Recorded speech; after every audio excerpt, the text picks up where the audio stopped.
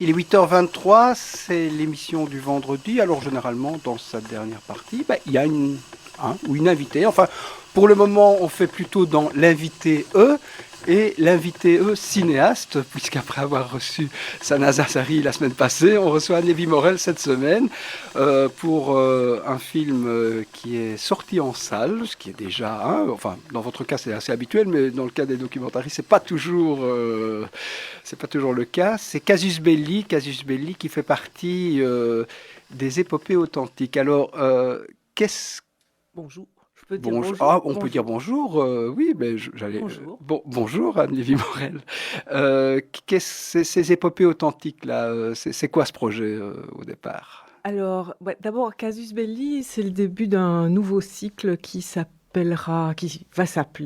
commence à s'appeler Les épopées du quotidien. Donc, qui est un cycle où, bon, comme dans Casus Belli, on va dans des endroits où il se passe des choses qui sont quotidiennes, mais qui ont néanmoins des aspects épiques, c'est-à-dire on voit à l'œuvre une collectivité, à la justice de paix, on voit toutes sortes de personnes qui défilent et chacun a le temps d'avoir son portrait. Et de même, à l'autre lieu qui se trouve dans le film, qui est la médiation locale, donc où les médiateurs de quartier essaient de pacifier des situations de, je vais dire, de petites guerres. Donc les guerres, ça commence toujours par des choses insignifiantes.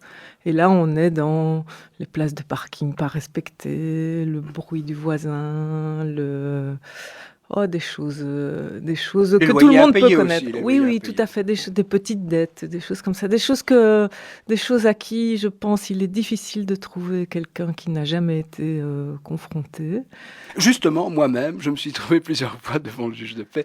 Non, sérieusement, maintenant, comment vous est venue l'idée de mêler ces deux mondes? Parce que c'est pas tout à fait la même chose. Ce qui est la même chose, c'est les gens qui s'opposent, qui ont un différend.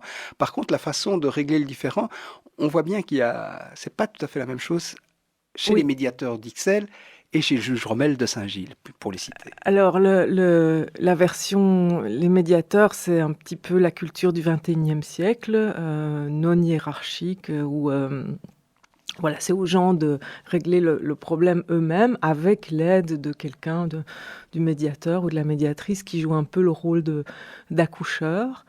Et à l'inverse, la justice de paix, le juge de paix, c'est un peu le pater familias du 19e siècle qui pèse du poids de son autorité pour dire ce qu'il faut faire, enfin ce qu'il pense qu'il faut faire et tenter de euh, faire en sorte que les gens obéissent à ces directives. Mais les deux ont un point commun, et c'est ce qui m'a, moi, intéressée, c'est que pour pouvoir faire leur travail, ils doivent suspendre le jugement. C'est un peu étrange à dire, mais un juge, pour pouvoir juger, il doit commencer par, sans préjuger, écouter les deux parties. Et alors ça, c'est extraordinaire, parce que justement, les gens arrivent devant lui, euh, font une espèce d'auto-mise en scène où voilà, ils veulent se présenter sous un certain jour, ils veulent euh, montrer, vivre devant le juge ou devant les médiateurs leurs arguments, leurs positions. Et donc, quand ils font ça de bonne foi, on écoute et on se dit ah ben oui, mais bien sûr, mais il a raison. Et puis, on passe à l'autre partie et on se dit aussi ah ben oui, ah ben bien sûr, ah ben il a raison. Et donc, c'est là qu'on se rend compte que les choses sont beaucoup plus complexes, beaucoup moins tranchées que si on... Je ne sais pas qui lit les gens, les choses que les gens écrivent sur les forums d'opinion, mais en général, c'est assez à l'emporte-pièce. Or, en fait, le monde est éminemment plus complexe que ça, plus subtil, plus... Cette cour de justice de paix, c'est un petit théâtre où chacun écrit son propre rôle, en Tout quelque à fait. sorte. Et donc ça c'est fascinant pour quand on veut faire du cinéma avec non pas Gérard Depardieu, mais vous ou moi, c'est fascinant parce que les gens font le travail eux-mêmes. Enfin, il y a plus qu'à enlever ce qui masque la beauté de ces portraits qu'ils font d'eux-mêmes. Je vais vous faire une confidence, j'ai regardé 2 films de procès cette semaine, un au cinéma Fantôme qui s'appelle Le divorce de Viviane Amsalem, des frères et Que j'ai sœurs pas encore vu, mais El-Kabbet, et le vôtre. Et finalement, bon, sauf qu'évidemment, vous avez des contraintes liées au documentaire et on en parlera après, mais on y croit de la même façon. Alors, dans un cas, c'est très écrit, très joué, et dans le vôtre, ce sont, oui, des personnes du quotidien qui viennent un peu se défendre elles-mêmes ou faire preuve de leur mauvaise foi. Là aussi, on aura l'occasion d'en reparler. Quelle est votre place dans ce théâtre, justement? Je vais parler de ce qui me paraît le plus difficile, évidemment, c'est la justice de paix, où là, il y a un rythme propre à l'audience. alors ma place, c'est dans les deux cas, c'est d'être témoin, observatrice, et c'est de justement d'essayer de capter comment ils font, le juge et les médiateurs, c'est eux mes personnages principaux, hein. On ne sort pas du tribunal pour suivre les gens s'affronter aux problèmes chez eux. Ça pourrait être bien aussi, mais c'est vraiment un autre film. Donc ma place, c'est d'essayer justement de voir comment on peut apprendre de cette suspension du jugement qu'ils ont l'un et l'autre. Et pour ça, évidemment, il faut voir ce qui se passe en face.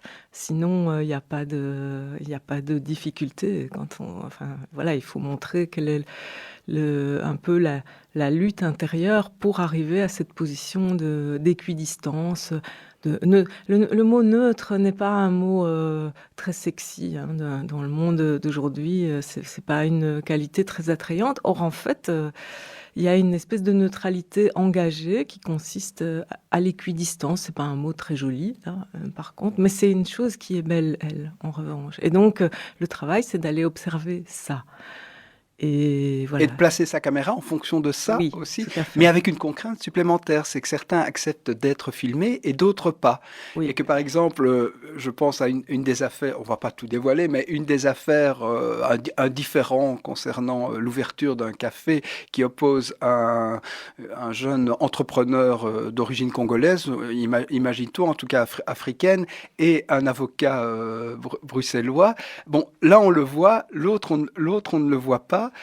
Pourtant, on les imagine bien, on imagine leurs différends, ce qui les oppose au-delà simplement du cas concret. Comment est-ce qu'on fait pour régler ce problème-là d'un point de vue cinématographique, évidemment? Oui, alors, bien sûr, il y a des gens qui souhaitent ne pas être filmés. Il y en a beaucoup même.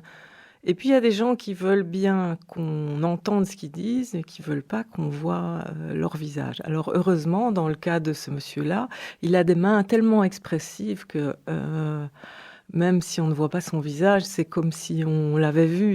Il existe charnellement à l'écran très très bien à partir de ses mains. Et donc pour ça, on a un dispositif. Ça va à la justice de paix, ça va très très vite. Donc les gens déboulent sur le palier, ils sont pressés, ils sont convoqués au tribunal à une certaine heure, donc il ne faut pas leur casser les pieds à ce moment-là avec de longues explications. On les prévient parce que ils vont avoir un choc en entrant dans le tribunal. Déjà, c'est stressant d'aller au tribunal, mais on a transformé ce tribunal en un... Plateau de télé, enfin, ou en Non, tout cas de mais enfin cinéma. bon, en tout cas, il y a Deux caméras. il y a deux caméras, il y a beaucoup d'éclairage, il y a un ingénieur du son avec une perche, et donc voilà, les gens, on n'est pas du tout caché, on est visible, on est aussi visible qu'une feuille de vigne sur une statue grecque dans un musée, hein. Donc voilà, alors ils entrent.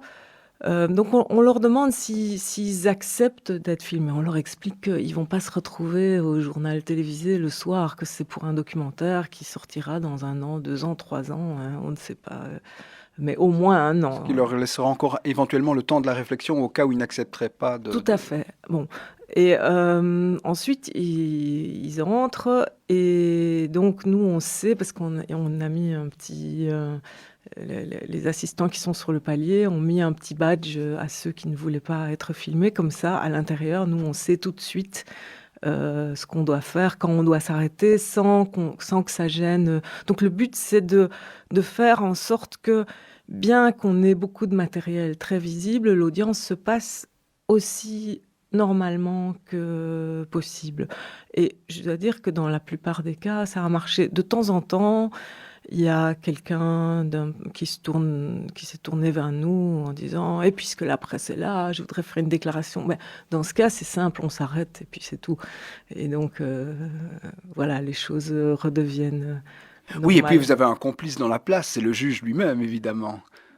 Un complice, c'est-à-dire qu'il était d'accord, mais ça ne s'est pas fait tout seul. Hein. Oui, ça, je peux imaginer. Ça a mis un certain temps. J'ai fait comme le Petit Prince avec le renard dans Le Petit Prince de Saint-Exupéry. Donc, je suis allée plusieurs fois. C'est public, hein, une justice de paix. Moi, je recommande à tous les auditeurs d'aller à la justice de paix. On va le jour de l'audience. Hein, c'est dans tous les cantons judiciaires. Il y a plus ou moins moyen de le savoir en allant sur le site internet de la justice. Et puis, les audiences sont publiques.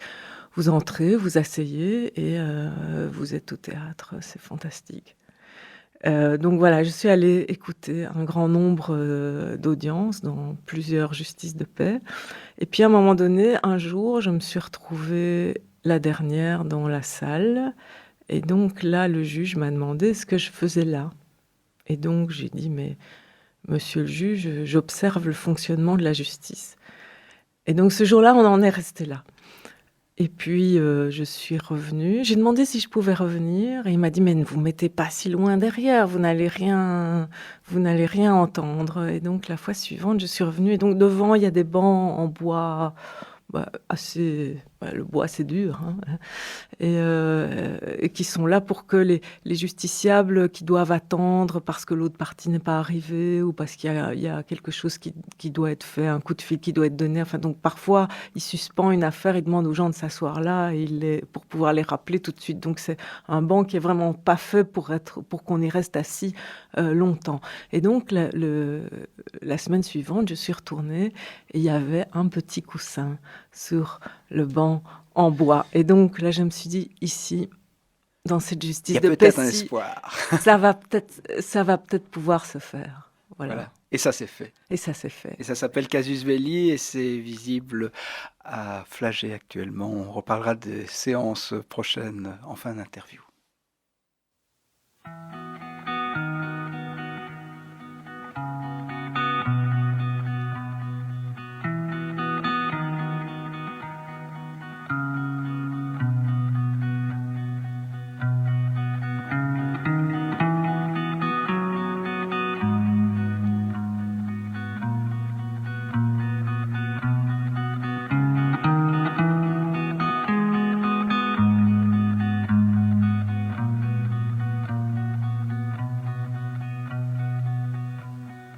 We stand uptight, so we'll stay and survive. How you see me alone, the only thing you know. How life beats us till our souls get splintered into pieces. We try to rearrange. I don't want you to follow here with me too. Don't talk, stay still. Yes, we will. Yes, we will.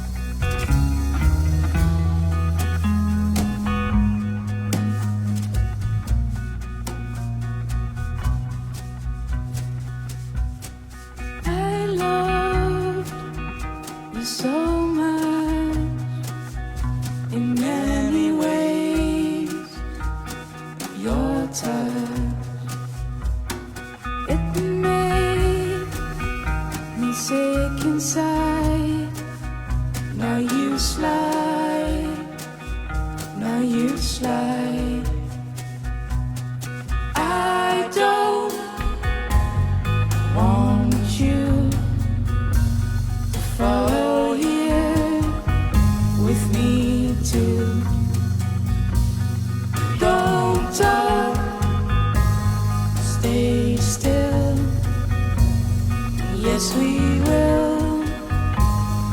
Yes, we will.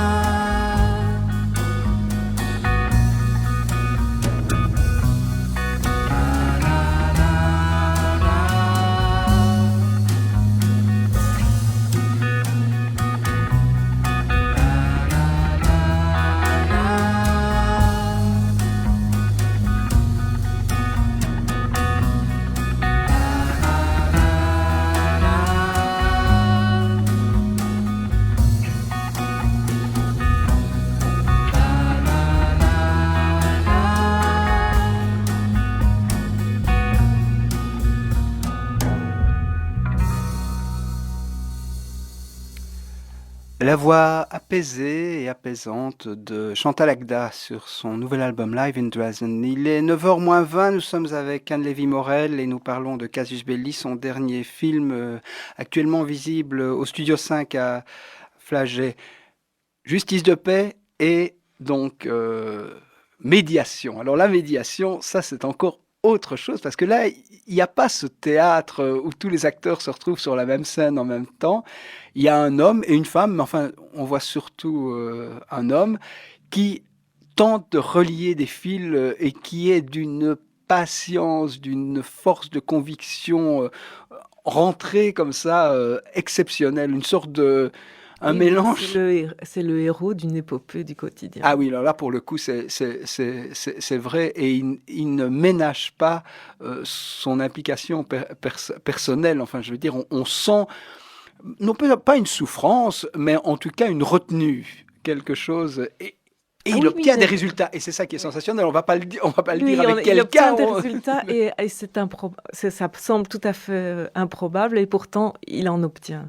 Et moi, ce que j'ai trouvé passionnant, c'est d'observer toutes les contorsions des médiateurs pour justement ne pas dire ce qu'il faut faire, ne pas donner leur avis, ne pas avoir d'opinion, ne pas laisser transpirer la moindre prise de parti. Donc ils écoutent les deux Non. parties Ce et qui est sensationnel, c'est qu'il y a des gens qui sont d'une mauvaise foi, mais absolument incroyable. Enfin, je veux dire, Mais- je vais citer qu'un cas, c'est cette dame qui dénie à ses voisins le droit je ne crois pas qu'elle passer, soit de mauvaise foi. de passer sur son palier. Je ne crois pas qu'elle soit de mauvaise foi. Elle a une certaine idée elle a une certaine idée de la manière dont il est bon d'être et de se comporter.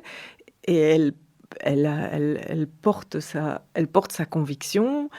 Et évidemment, les voisins peuvent avoir une autre idée de la vie, de l'existence, et donc ça conduit inévitablement à des clashs. Hein. Les conflits internationaux, il s'agit pas d'autre chose que de ça, mais à plus vaste échelle. Et donc voilà, lui, il tente de voir quelles pourraient être les zones d'entente, les zones d'apaisement, et comment, à partir de...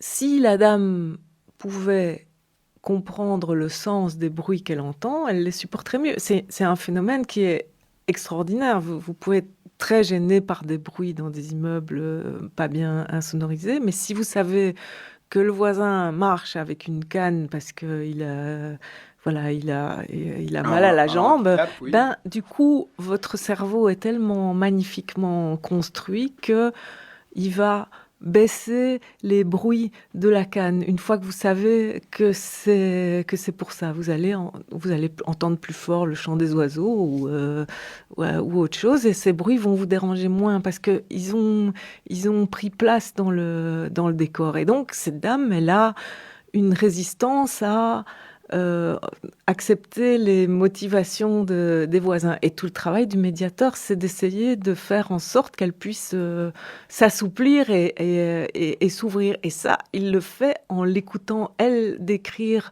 sa manière de vie, ses valeurs et tout ça. Et donc, effectivement, c'est tout un voyage. Moi, depuis que j'ai commencé à aller écouter, travailler les médiateurs, je passe dans les rues de la ville où je passe depuis des années et je me dis, ça a l'air tranquille ici. Mais en fait, si on y regarde de plus près, Derrière toutes ces derrière façades, ces dans ces cages façades, d'escalier, dans derrière les ces cours. façades paisibles, qu'est-ce qui se passe? Quelles sont les guerres intrafamiliales, intra-immeubles, les copropriétés? Ça, c'est quelque chose de... Ce sont des ensembles de petites républiques qui peuvent avoir des conflits avec des enjeux terribles, terribles.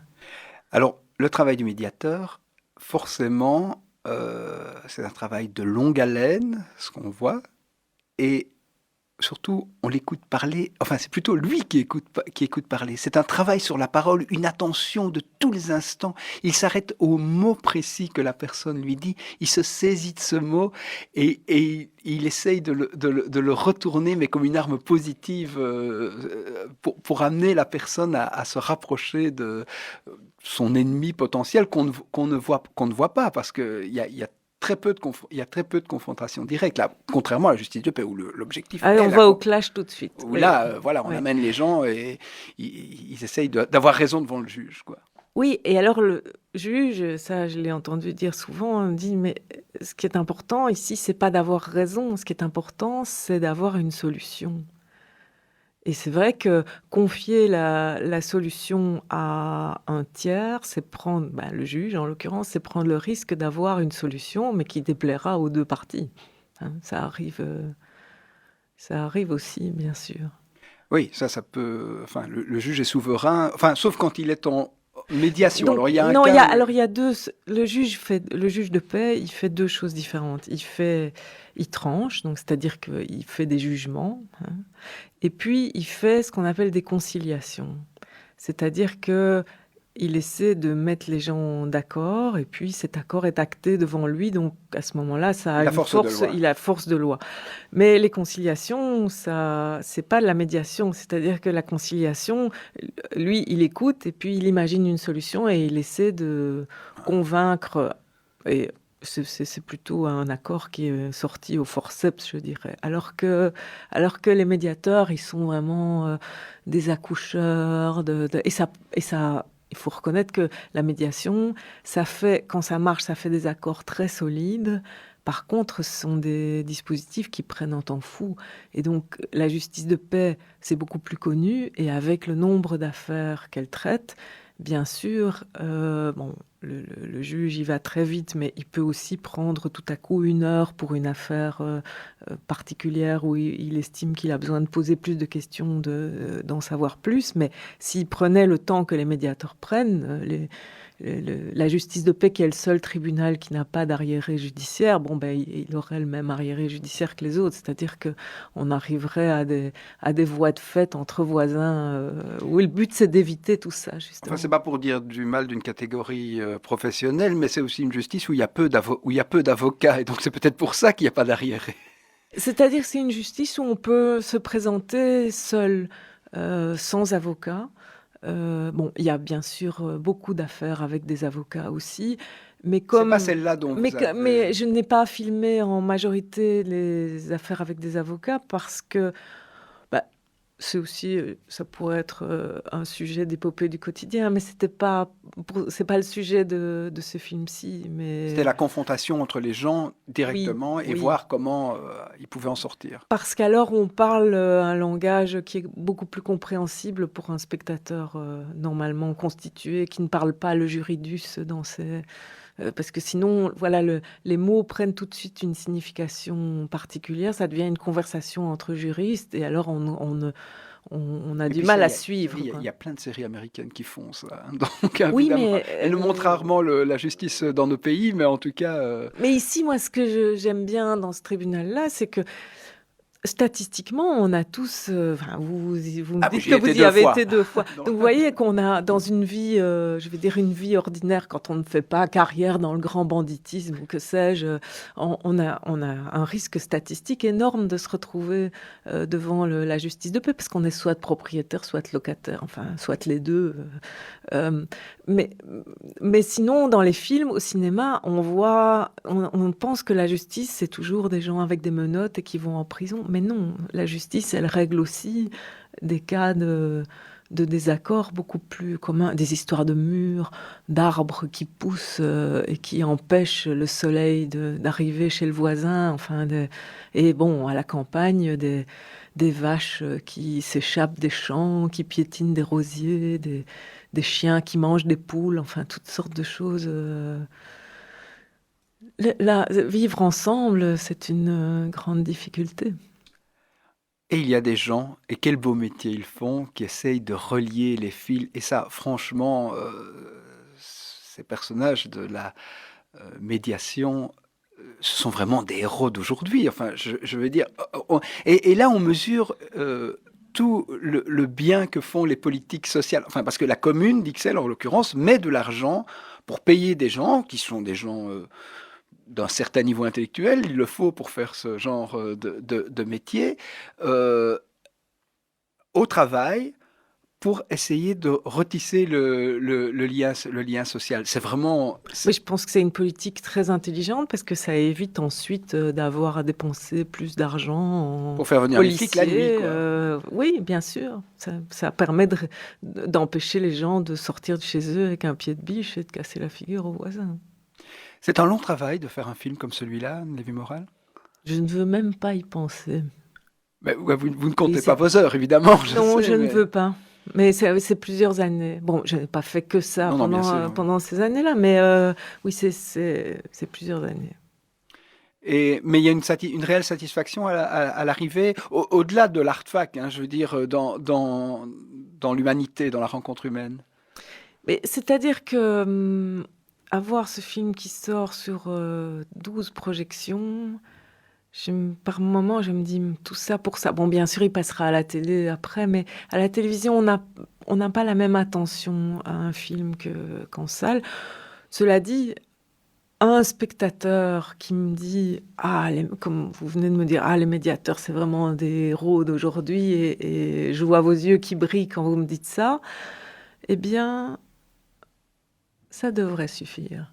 À votre bonheur. Mais oui. Ah bon, bah c'est déjà bien. Bon, enfin, il est clair qu'on ne fait pas ce métier-là pour s'enrichir, ça, c'est Non. clair.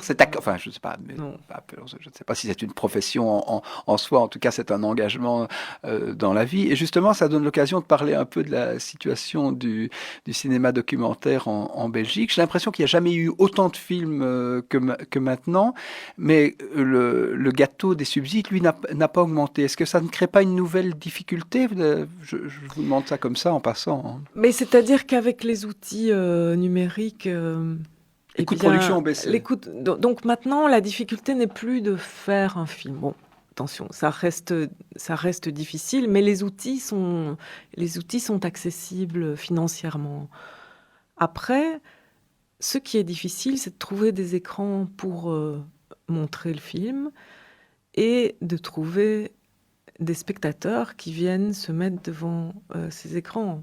Voilà, le nœud s'est déplacé, mais la difficulté, elle reste la même. Et puis, il faut dire aussi, c'est vrai que ces outils sont accessibles, mais il faut quand même les acheter, ou les emprunter, ou les louer. Et c'est vrai qu'il y a pas beaucoup d'argent pour faire du documentaire, et maintenant c'est un cinéma qui s'est...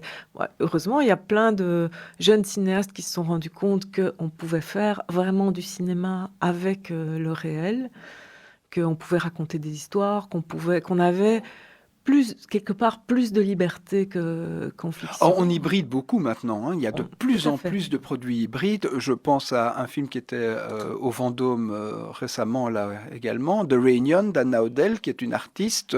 Elle fait une partie fiction, elle fait la suite en en documentaire pur, où et elle essaye de relier le tout dans une esthétique qui se tienne.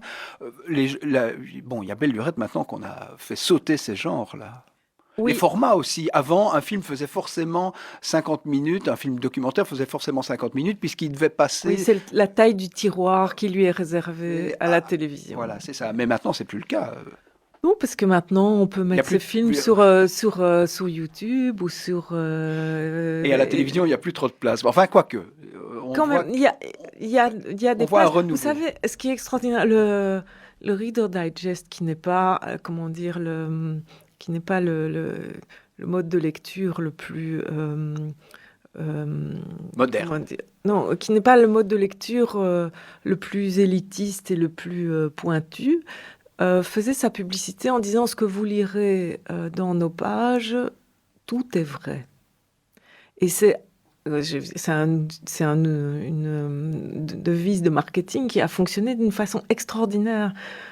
On s'intéresse à ce qu'il y a dans le cinéma de fiction, on s'y intéresse parce que c'est inspiré du réel. Ah oui, d'ailleurs, les biopics n'ont jamais eu autant de succès que maintenant. Si ça n'était pas, s'il n'y avait pas du réel dedans, quand on filme les Martiens nous ressemblent. Sinon, si les Martiens étaient complètement dans l'inconnu, on pourrait même pas les appréhender. Alors le cinéma de fiction s'est emparé aussi de codes qui sont ceux du cinéma documentaire. Par exemple, dans le cinéma de fiction, maintenant, vous avez beaucoup plus de caméras portées et des choses comme ça.